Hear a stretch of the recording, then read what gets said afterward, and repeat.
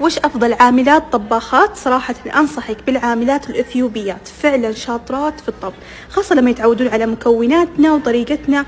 صراحة أغلبهم يضبطون الأكل الخليجي، وبشكل عام يعني لو تبين طبخ قريب من أكل البيت الإثيوبيات خيار ممتاز. ሰላም ጤና ይስጥልኝ ውድ የትዕግስት ምንዳየው የኖሌጅ ዩቲዩብ ቻናል ተከታዮች እንኳን ለዳግማ ትንሳኤ አደረሳችሁ አደረሰን እያልኩኝ ለምትሰጡኝ ሀሳብ አስተያየት ሰብስክራይብ ለምታደርጉኝ ላይክ ለምታደርጉኝ በሙላ ከልብ አመሰግናለሁ።